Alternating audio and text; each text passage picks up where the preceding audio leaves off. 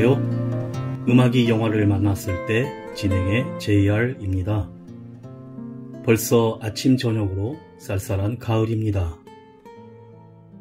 늘 떠나고 싶었어. 해 기울지 않는 어디, 달 지지 않는 어디. 익명의 섬 하나쯤 있을 것 같았어. 두려웠어. 언제나 황량한 겨울이. 겨울 아침의 쓸쓸한 풍경들이 내 어두운 시간이 힘들고 외로웠어. 떠나고자 하는 열망, 그건 덫인지 몰라. 어디에도 이르지 못하고 되돌아오는 순환선 같은 삶. 어디에 내 안주할 땅 있을까?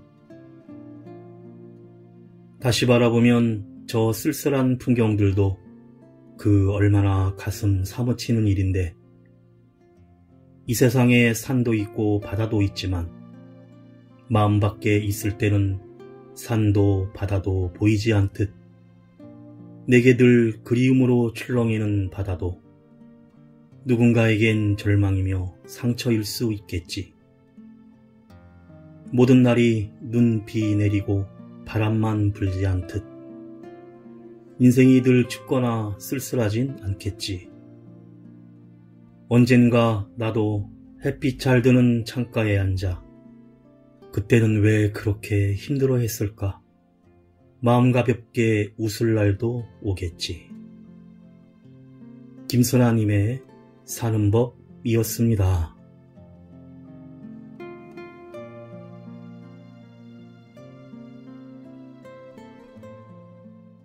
음악이 영화를 만났을 때 오늘 소개해드릴 영화는 지난 5월 칸 영화제에서 개봉되었고 8월에 국내 개봉한 한국 영화 헌트입니다.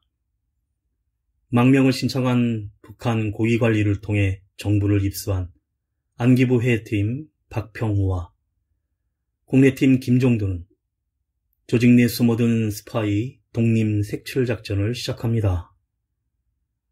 스파이를 통해 1급 기밀사항들이 유출되어 위기를 맞게 되자 날선 대립과 경쟁 속에 해외팀과 국내팀은 상대를 용의선상에 올려두고 조사에 박차를 가합니다.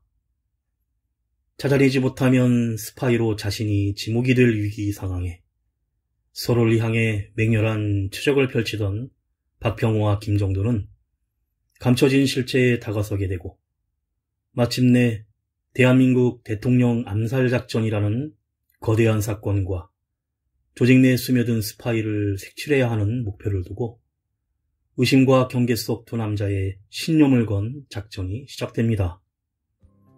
먼저 그룹 산울림이 부르는 내게 사랑은 너무 듣고 영화 이야기 시작합니다.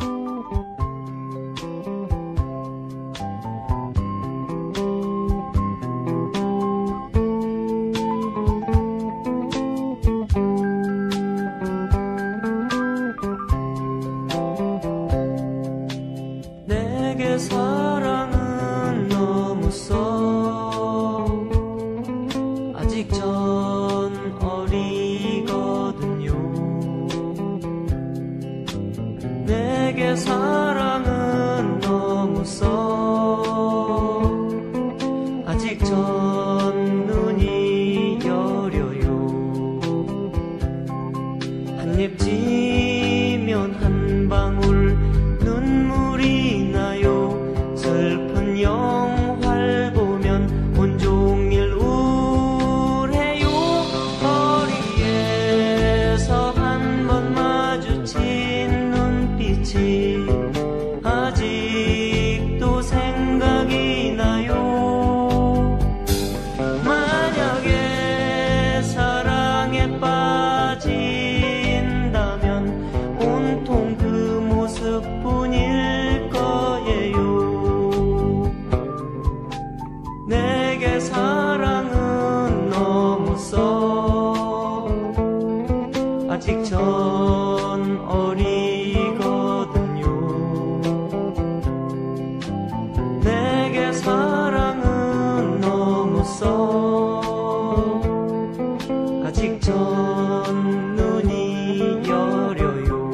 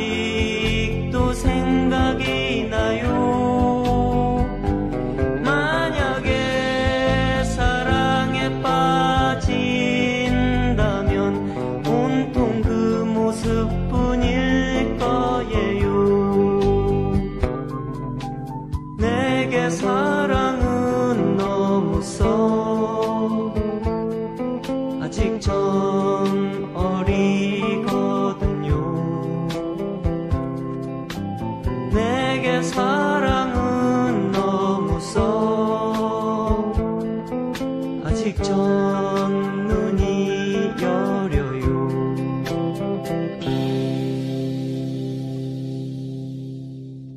영화는 1983년 박미안 전 대통령이 머물고 있는 호텔 앞에서 벌어진 교민들의 시위를 중계하는 미국의 라디오 앵커의 목소리로 시작됩니다. 이런 시위 앞에 안기부의 해외팀을 맡고 있는 13년차 박평호 차장과 국군 중령 출신 안기부 4개월 차로 국내팀을 맡고 있는 김정도 차장은 시작부터 저 시위대를 치우라느니 국내팀이 왜 해외까지 따라와서 오지랖이니 하며 티격태격 기싸움을 벌이는데, 미국 CIA와 합동하여 천수호 대통령의 보호 임무를 수행 중입니다. 강무영 안기부장은 CIA 아시아 지부장과 국내 정세에 대해 기싸움을 하고, 정문 밖에서는 대통령의 독재에 거세게 반대하는 한인 교포들이 전 대통령 마네킹 화형식까지 열리자 해외팀 방주경 주임은 미국이라 집회도 되게 자유롭게 한다며 놀리고, 김정도 차장은 존대를 하면서도 박평호 차장에게 집회 해산은 해외팀의 업무가 아니자며 핀잔을 줍니다.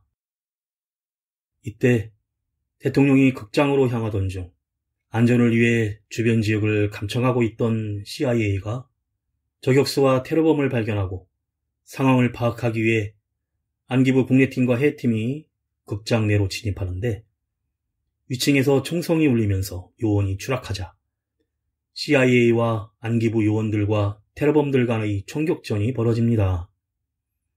김정도는 도주하던 테러범 한 명을 사살하고 박평호는 도주하는 테러범을 추적하다가 투척한 수류탄이 터지며 인질로 잡히게 되자 김정도가 범인의 총을 겨누고 대립하는데, 박평호가 격투술로 총구에서 벗어나는 순간 김정도가 테러범을 사살해 버립니다. 박평호는 죽이면 어쩌냐며 화를 내지만 먼저 인질이 되지 말았어야 했다며 김정도가 맞받아치면서 헌트 타이틀이 올라갑니다.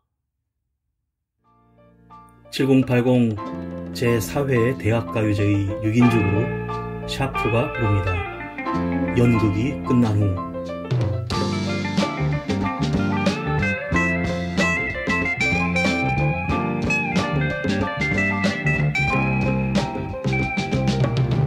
연극이 끝나고 난 뒤 혼자서 객석에 넘어 조명이 꺼진 무대를 본 적이 있나요?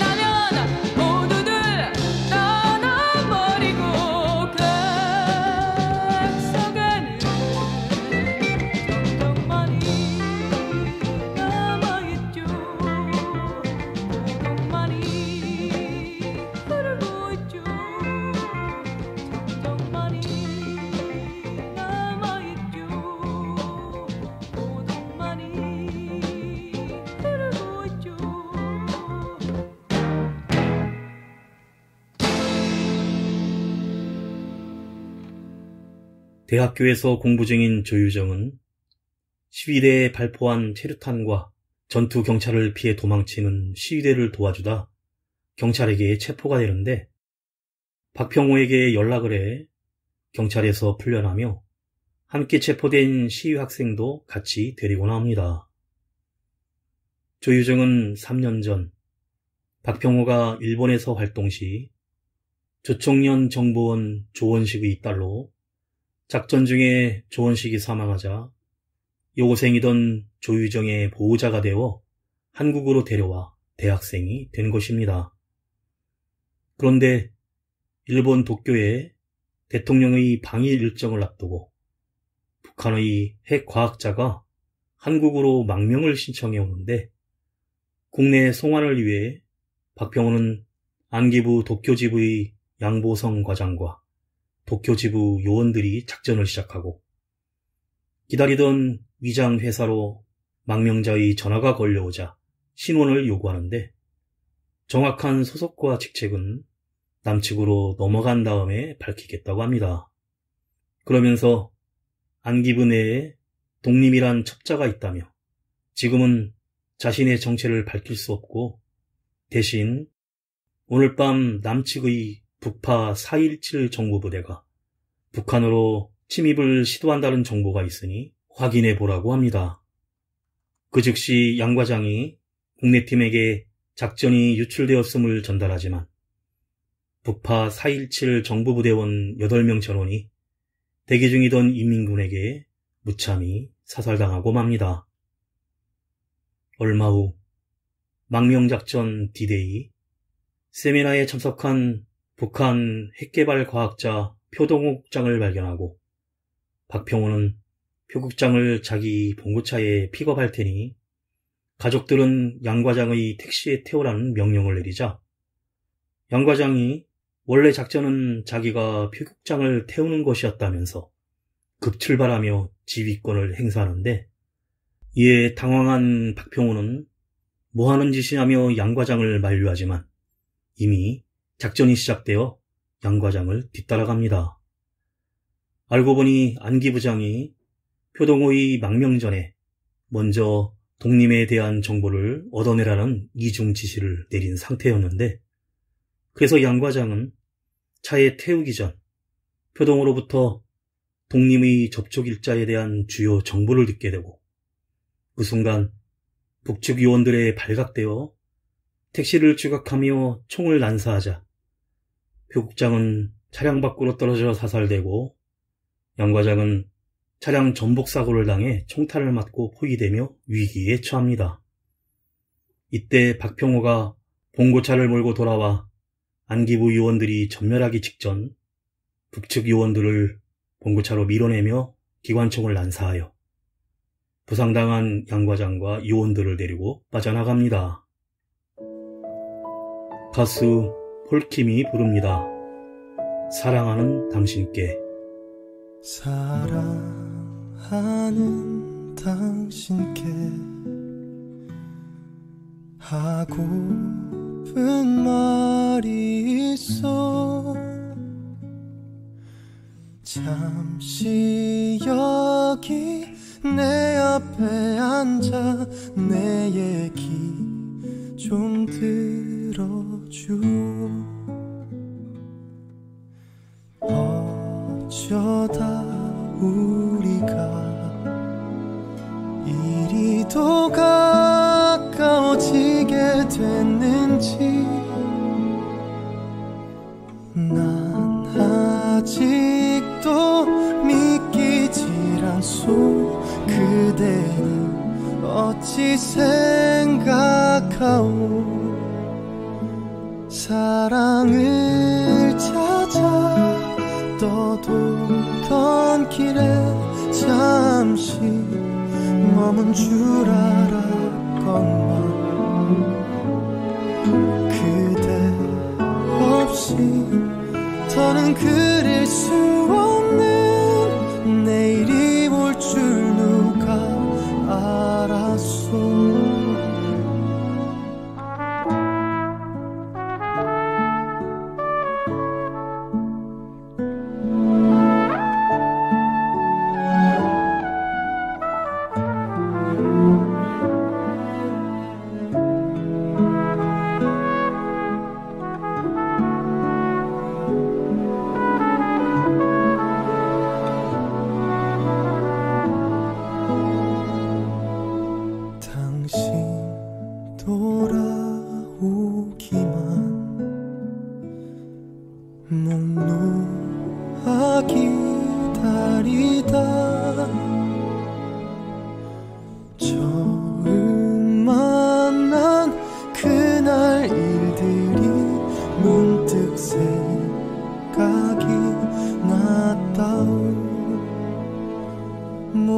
적 없네.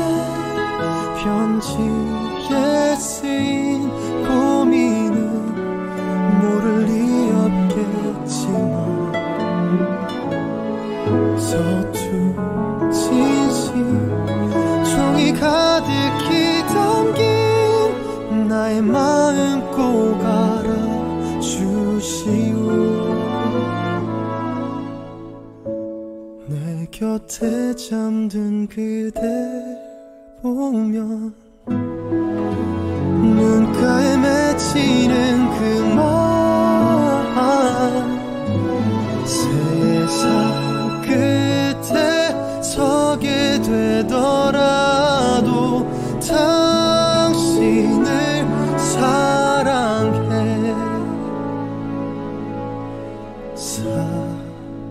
사랑하는 이만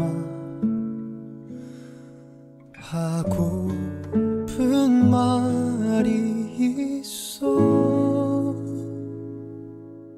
작전이 실패 후 청와대에 불려가 질책당한 안기 부장은 김종도와 박평호에게 모든 책임을 전가시키며 사표를 쓰라고 난리를 치자 박평호는 둘만 있는 자리에서 강 부장의 뺨을 세게 후려쳐 쓰러지자 요원 둘과 표국장은 사망했고 양 과장은 의식불명이며 북파 4.17 정보부대는 전멸했는데 모두 당신이 말아먹은 것이라면서 기업인들에게 갈취한 계좌 목록과 녹취 테이프를 건네며 받아먹은 뇌물이라도 지키고 싶다면 이번 사태에 총대를 메고 일주일 내에 그만두라며 협박하고 강 부장은 결국 자리에서 물러나게 됩니다.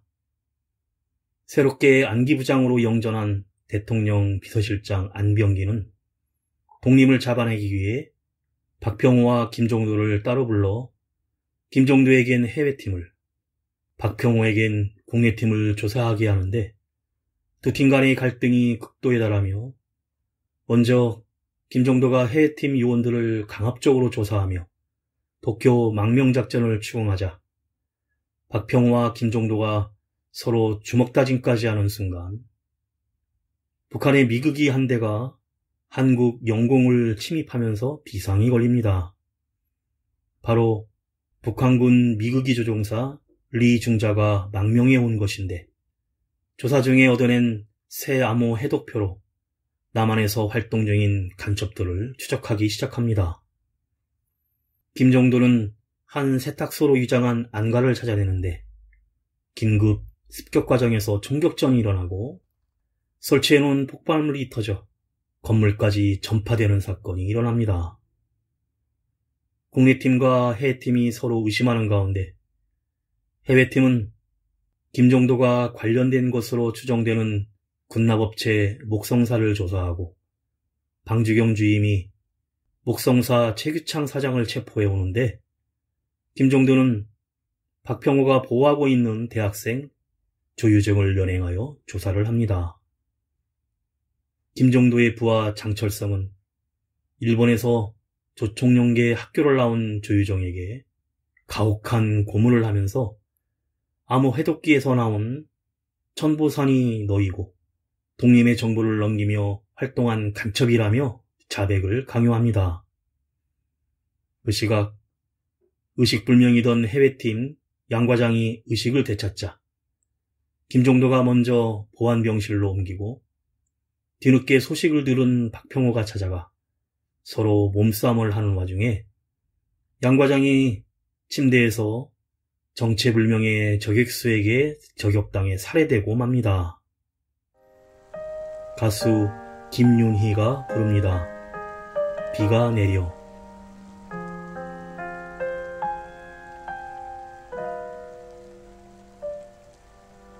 한 뼘씩 또 한 뼘씩 난 멀어지겠지. 닿지 못할 저 먼 곳으로 오늘도 저 별처럼 난 널 비추지만 밤은 너무 어두워. 하얗게 하늘이 번져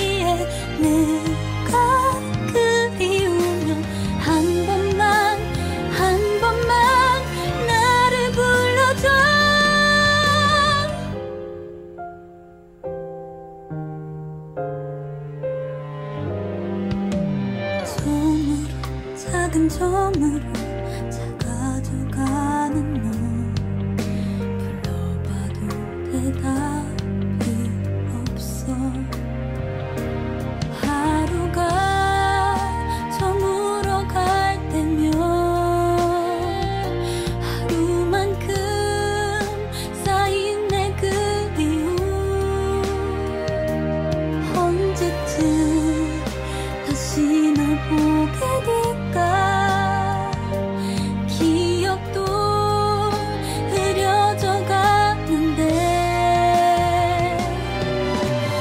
뚝뚝 비가 내려 쭉쭉 널 적시면 내 맘이 날 찾아간 거야.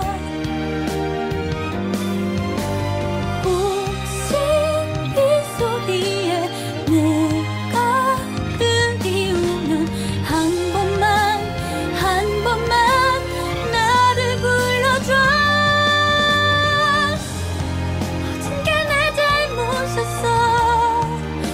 난 욕심내 늘 잡지 못했던 바보 같은 날 용서해.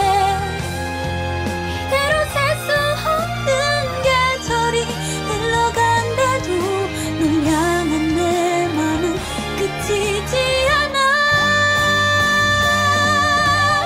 다시 날이 개고 해가 비춰와도 네 모습이 보이지가 않아.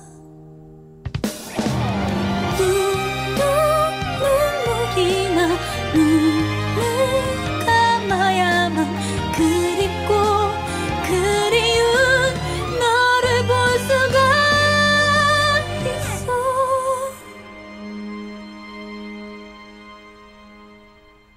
그날 밤 해외팀 방주경 주임이 박평호의 집으로 찾아와 김정도의 정체를 밝힐 자료들을 보여주는데 12.12 사태 이후 신군부에 조력하지 않아 가택연금된 김순식 장군의 집에서 김정도가 방문 시 현장 녹취록에 김정도가 베드로 사냥이란 말을 하는데 베드로는 대통령의 세례명이었고 대통령을 암살하려는 음모이며 김정도가 독림일 것이라고 보고합니다.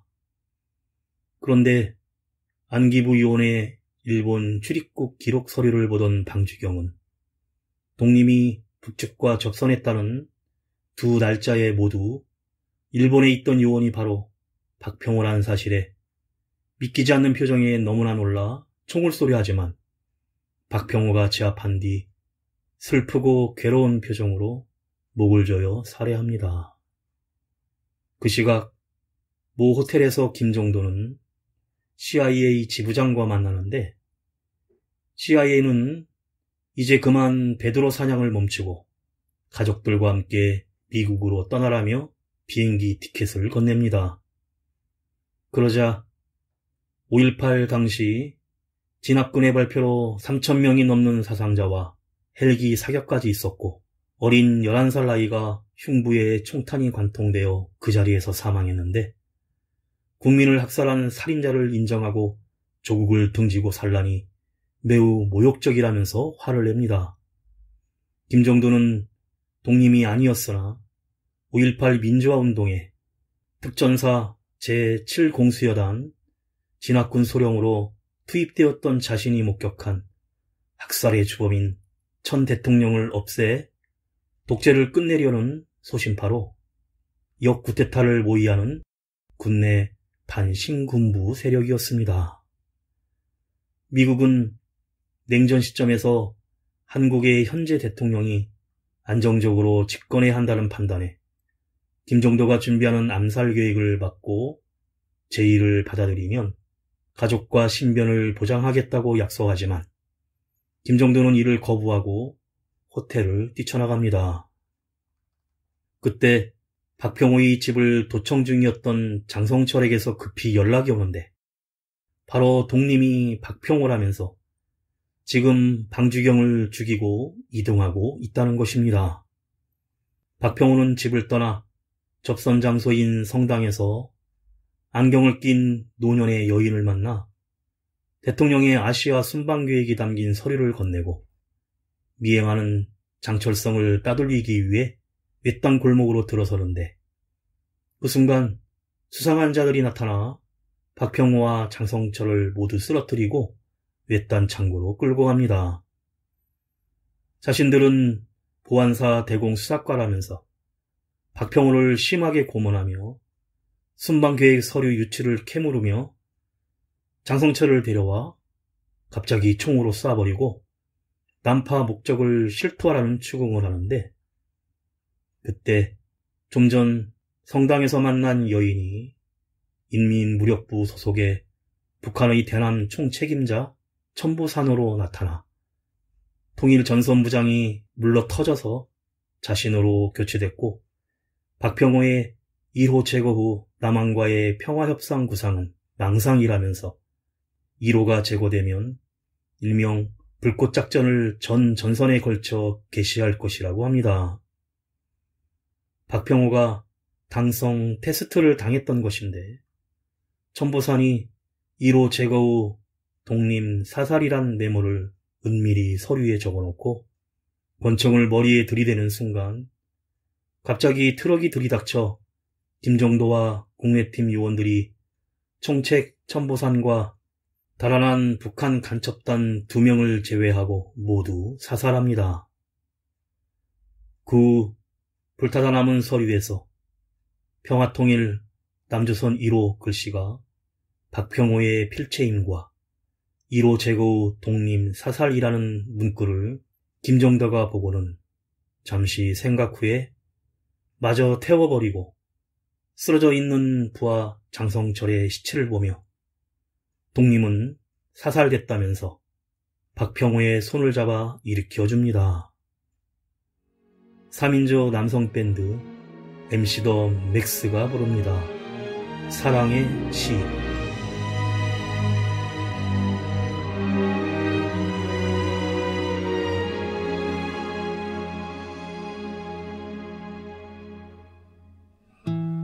한참을 앓고 있죠.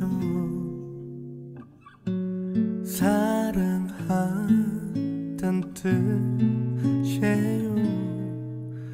이 사랑을 깨달은 순간이 제 인생의 제일 힘든 날이었죠. 피할 수 없어 부딪힌 거라고, 비킬 수도 없어 받아들인 거라고. 하지만 없죠 잘 인정한 사람. 세상은 제만 미친 장난으로만 보겠죠. 바람이 차네요. 제 얘기를 듣나요?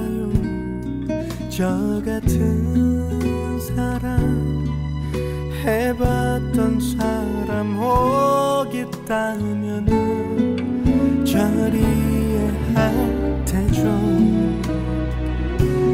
당연은 더욱 집착을 만들고, 당연은 더욱 나를 아프게 하고, 어떻게 하죠? 너무 늦었는데 세상과 저는 다른 사랑을 하고 있네요.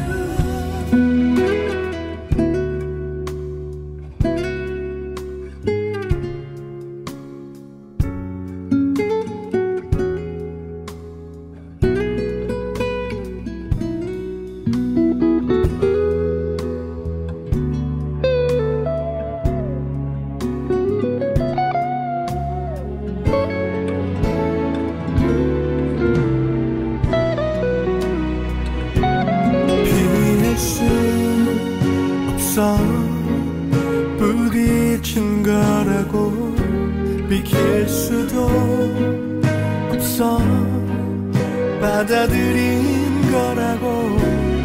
하지만 없죠 잘 인정한 사람. 세상은 제만 미친 장난으로만 보겠죠. 담배도 없네요. 달도 쓸쓸하네요.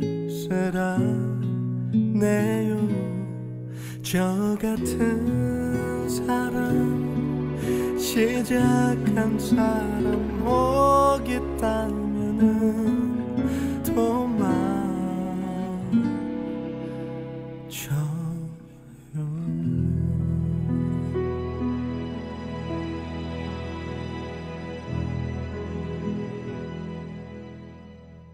김정도 차장은 목성사의 최 대표가 자백하지 않으면 풀려나지 못할 것을 알기에 직접 자신이 전기 고문기를 최대로 키워 동료인 최 대표를 죽입니다. 북한의 공격 계획을 알게 된 김정도는 자신의 세력들과 모임에서 북한을 이용해 대통령이 제거되면 쿠데타를 일으키자고 하는데 소신 있는 몇몇 군인들은 북한과 손잡는 것에 반대하지만 김정도는 계획대로 밀고 나갑니다. 그리고 박평호는 조유정이 풀려나자 남해에 있는 절 보리암으로 피신하라고 하고 태국 방콕으로 이동한 후 북한의 계획대로 암살을 준비합니다. 박평호는 김정도에게 왜 나를 살려두느냐고 묻자 목적이 같기 때문이라고 대답하며 목적이 달성되면 원하는 곳으로 보내주겠다고 합니다. 그 무렵 북한군은 대통령이 암살되자마자 바로 서울을 불바다로 만들기 위해 각종 포대들을 전진 배치하고 지휘관이 명령을 내리는 장면이 보여지는데 대통령이 제거되면 북한의 남침 전쟁이 시작될 것이라는 박평호의 말에 김정도는 북한이 항상 하던 선동이라며 믿지를 않고 이 와중에 주 태국 대사가 탄 차량을 대통령이 탄 차량으로 착각해 애국가가 연주되는 촌곡이 벌어집니다.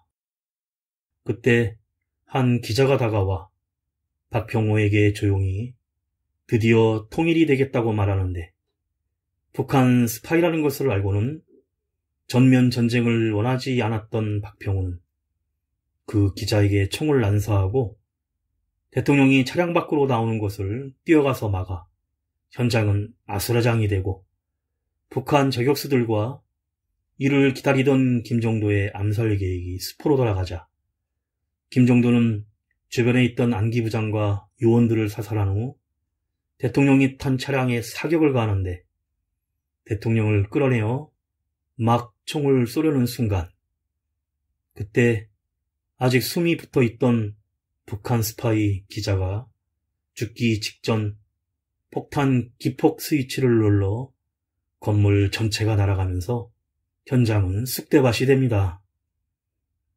그리고 평화적인 적화 통일을 원했지만 전쟁을 반대하는 박평호는 필사적으로 대통령을 보호하여 다른 차량들이 달려와 대통령을 무사히 탈출시켜 암살 계획은 결국 실패하고 맙니다.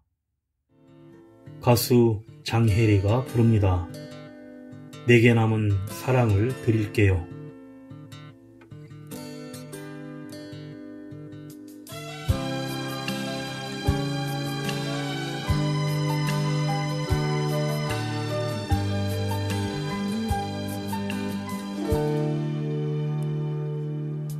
스치는 바람결에 사랑 노래 들려요.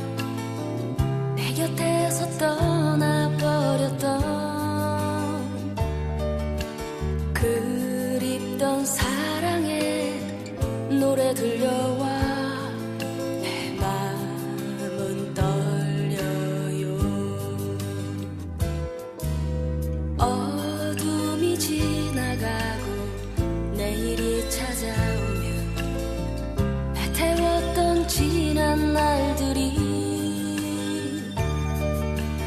내게로 살며시 다시 다가와 줄 것만 같아요.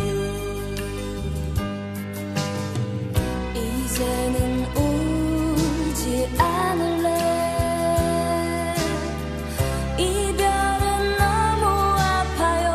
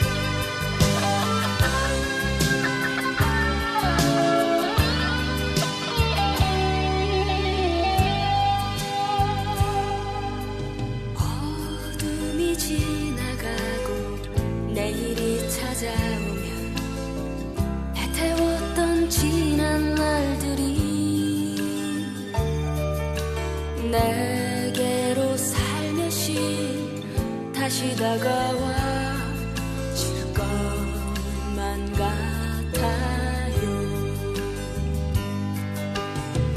이제는 울지 않을래. 이별은 너무 아파요. 다시 떠난다 해도 내게 남은 사랑을 드릴게요. 기억하지는 않아도 지워지지가 않아요. 슬픔 뒤 밀려드는 그리움. 세월이 변한다 해도 언제까지나 그대로 내 곁에 머물러줘요.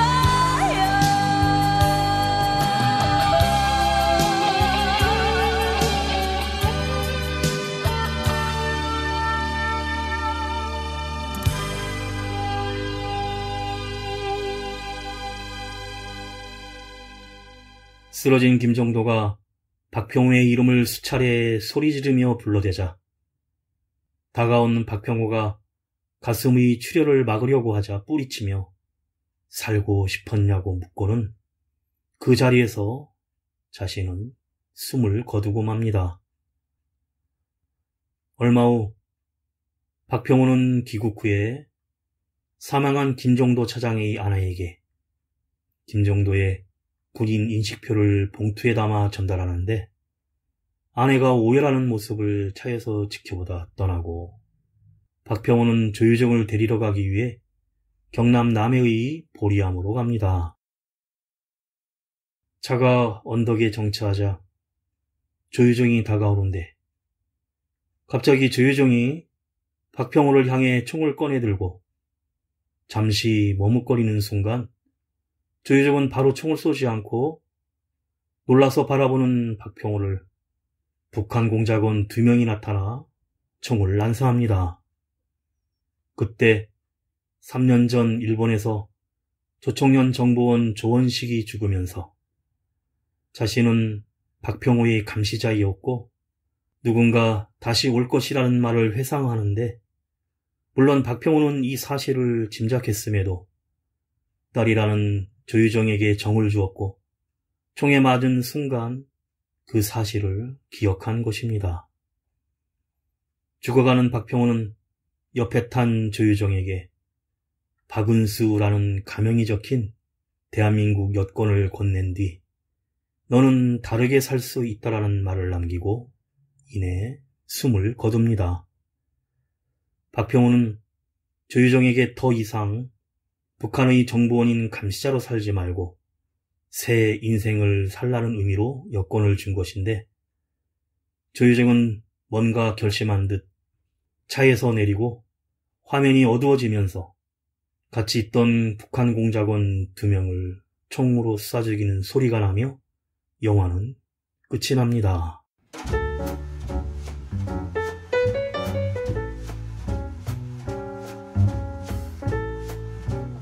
오징어 게임으로 세계적으로 신드롬을 일으킨 이정재는 영화 헌트에서 조직 내에 침입한 스파이로 인해 주요한 작전이 실패하자 그 실체를 맹렬하게 쫓는 안기부 요원 박평호를 연기합니다. 숨막히는 심리전과 밀도 있는 스토리로 완성해낸 영화는 스파이 독림을 색출하기 위한 안기부 내부의 수사 과정과 사냥감이 아닌 사냥꾼이 되기 위해 해외팀과 국내팀이 펼치는 고도의 심리전의 중심에는 안기부 박평호와 김정도가 중심으로 주요한 작전이 실패하자 두 사람은 조직 내에 스며든 스파이를 색출하기 위해 서로를 의심하고 몰아가며 증거를 찾아내기 위해 팽팽한 긴장감을 만들어내 완벽한 심리전을 펼칩니다. 특히 각자의 신념이 흔들리면서 대한민국 1호 암살작전이라는 거대한 사건과 마주한 두 사람이 펼치는 예측 불가한 전개는 극의 몰입감을 높이는 동시에 장르적 매력을 더하고 있습니다. 무엇보다 두 인물을 연기한 이정재, 정우성의 심리묘사가 압권인데 신념이 무너지며 딜레마에 빠지는 인물의 내면을 정교하게 연기해 끝날 때까지 긴장을 늦출 수 없게 만들며 영화의 완성도를 높였습니다. 그리고 1980년대 대한민국에서 일어났던 굵직굵직한 실제 사건을 배경으로 영화적 상상력을 가미한 스토리 전개에 대해 이정재 감독은 잘못된 신념으로 인해 두 주인공이 대립하는 첩보 액션 드라마 장르의 작품을 만들기 위해서는 1980년대가 적합했고 실제 사건을 영화 헌트만의 것으로 만드는 작업이 필요했다고 했는데 영화의 액션 장면에 몰두하면서도 밀도 높은 스토리의 전개에 관심이 가는 영화입니다.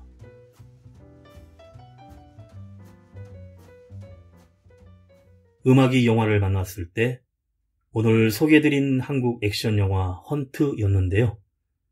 배우 이정재의 감독 데뷔작으로 제75회 칸 영화제에 공식 초청되어 3천여 명의 관객들로 7분간의 기립박수를 받았다는데요.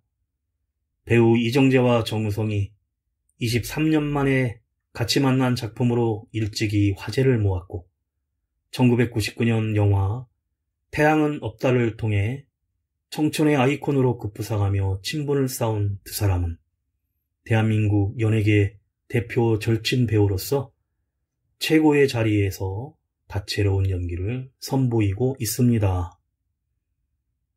마지막으로 가수 유재하가 부르는 사랑하기 때문에 들으며 인사드립니다.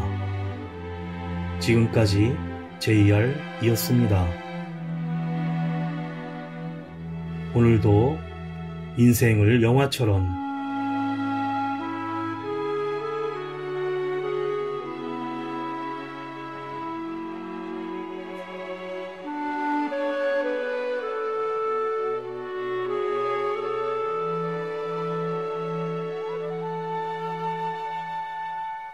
처음 느낀 그대 눈빛은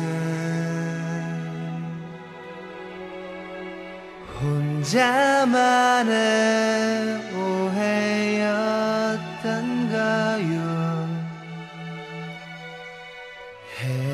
해맑은 미소로 나를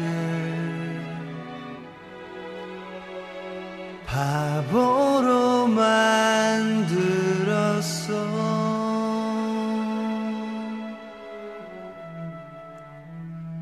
내 곁을 떠나가던 날 가슴에 품었던 분홍빛에 수많은 추억들이 푸르게 바래졌어.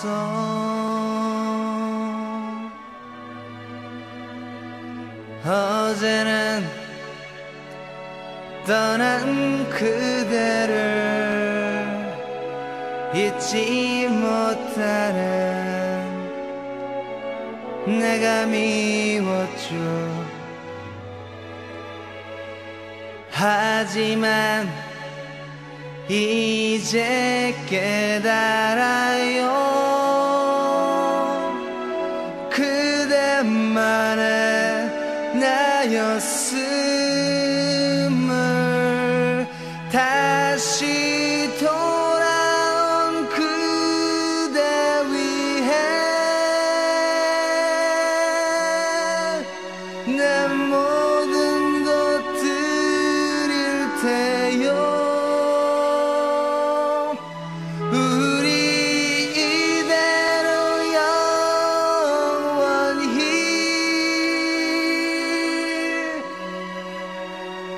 헤어지지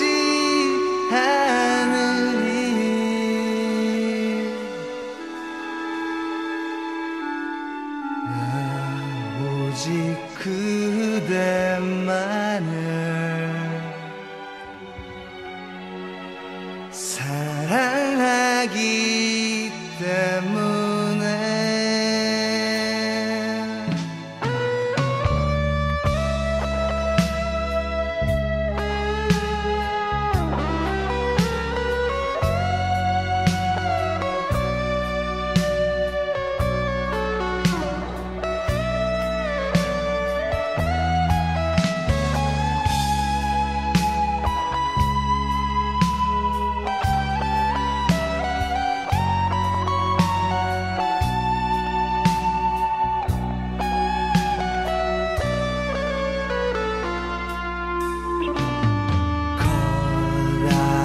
그대를 향해 작아져만 가는 나이기에 그 무슨 뜻이라 해도 조용히 따르리요.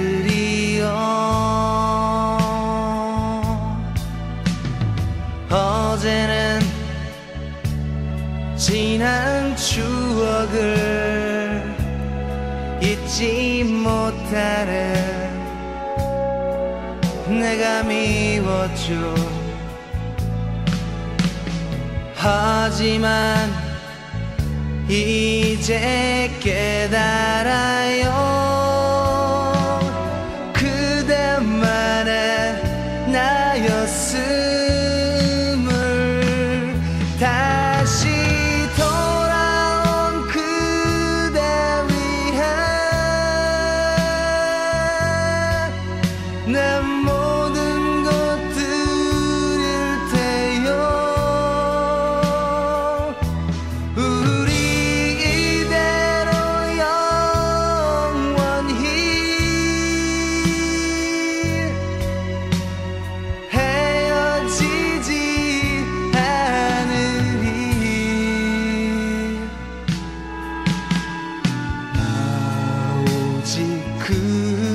그대만을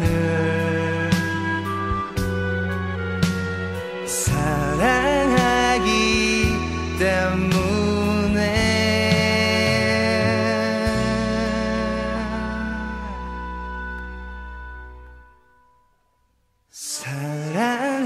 사랑하기 때문에